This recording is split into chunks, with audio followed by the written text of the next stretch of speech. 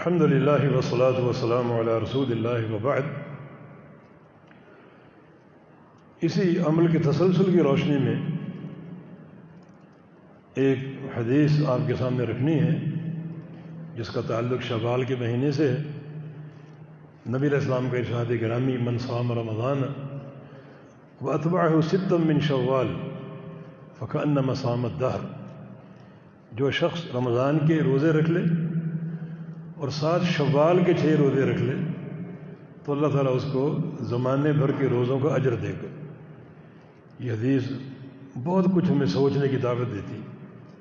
ایک تو یہ کہ یہاں اجر کثیر ہے، رمضان کے 30 روزے یا 29 روزے اور شوال کے 6 روزے مل کر زمانے بھر کے روزے بن جائیں گے اور اللہ رب العزت صیام الدہر کا اجر عطا فرمائے گا۔ اس حدیث سے حاصل ہو رہا ہے۔ دوسرا اس سے ایک اور نقطہ پیدا ہوتا ہے اور وہ نبی علیہ السلام کی سنت کی اتباع کا، سنت کی اہمیت کا۔ وہ کس طرح؟ ایک شخص نبی علیہ السلام کے پاس آیا، کچھ کمزور دکھائی دیا، فرمایا تم کمزور کیوں ہو گئے؟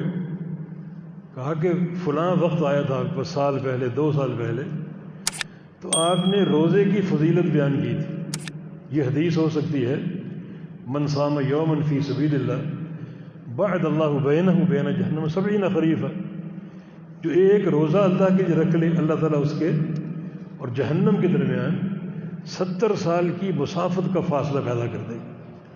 تو کہا یہ حدیث میں نے سنی، اس کو میں نے پلے سے باندھ لیا، بلا ناغہ روزے رکھے تسلسل کے ساتھ، کبھی ناغہ نہیں کیا، کبھی تعطل نہیں قائم کیا۔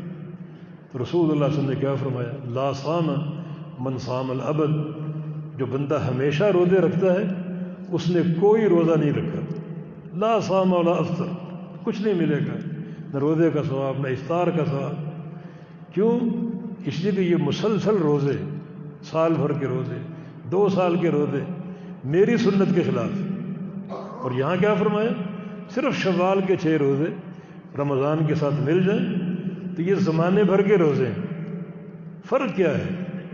وہاں 2 سال کے روزے ہیں، یہاں صرف 6 روزے ہیں۔ فرق کیا ہے؟ روزے وہ بھی ہیں، روزے یہ بھی ہیں۔ وہاں کوئی اجر نہیں اور یہاں ڈھیروں اجر ہے، زمانے بھر کے روزے۔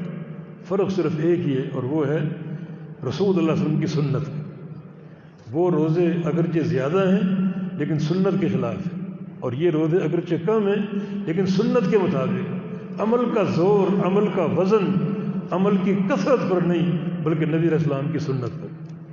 بلکہ ایک اور حدیث سن لیجیے، رسول اللہ صلی اللہ علیہ وسلم کا فرمان ہے من صام الایام البیض فکأنما صام الدہر، جو بندہ ایام بیض کے 3 روزے رکھ لے، صرف 3 روزے، 2 سال کے روزے نہیں، صرف 3 روزے ایام بیض کے، چاند کی 13، 14 اور 15 تاریخ، صرف 3 روزے رکھ لے فکأنما صام الدہر، اللہ تعالیٰ اس کو زمانے بھر کے روزوں کا ثواب دے گا۔ صرف 3 روزے۔ تو آپ خود مقارنہ کیجیے، صرف 3 روزے اور وہاں 2 سال کے روزے، وہاں کچھ نہیں بلکہ وعید ہے، اور یہاں اجر و ثواب، زمانے بھر کے روزوں کا ثواب۔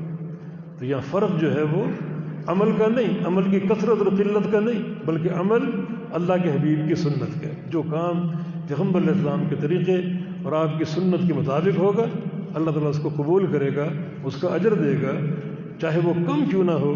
اور جو کام نبی علیہ السلام کی سنت سے ثابت نہیں ہے اس کے ڈھیر لگا دو، کوئی ان کا فائدہ نہیں جب تک سنت کا رنگ نہ ہو۔ اللہ کے پیارے پیغمبر کی حدیث ہے صحیح مسلم میں، آپ نے فرمایا من عمل عملا لیس علیہ امرنا فہو رد، جس شخص نے ایسا عمل کیا جس پر ہمارا ٹھپا نہیں ہے، اس عمل کو ہماری تصدیق حاصل نہیں ہے، وہ مردود ہے۔ عمل بھی مردود ہے، عمل کرنے والا بھی مردود ہے۔ تو اللہ کا قرب اگر چاہیے، اس کی محبت چاہیے تو اس کے حبیب کی اتباع کیجیے۔ قل ان کنتم تحبون اللہ فاتبعونی، اللہ کی محبت چاہیے تو میری اتباع کرو، یحببکم اللہ، تمہیں اللہ اپنا محبوب بنا دے گا، اس کی رضا کے خزانے مل جائیں گے، رحمت کے خزانے مل جائیں گے، میری اتباع کرو۔ تو اصل ثمرہ اللہ کے پیغمبر کی اتباع کیا؟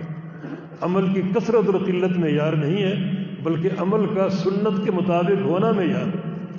اللہ تعالیٰ اس نقطے کا فہم ہم کو عطا فرما دے۔ اللہ تعالیٰ بیماروں کو شفا عطا فرما دے۔ بہت سے دوست اور بھائی بیمار ہیں کہ کرونا کی وبا پھیلی ہوئی ہے، کرونا کا شکار ہیں، دعا کریں کہ اللہ تعالیٰ سب کو اپنی شفا کے خزانے عطا فرما دے۔ ہمارے ایک بڑے قریبی دوست اور بھائی، شاہد نام ان کا، وہ اس وقت وینٹیلیٹر پہ ہیں، اللہ تعالیٰ ان کو صحت دے، اللہ ان کو شفا دے۔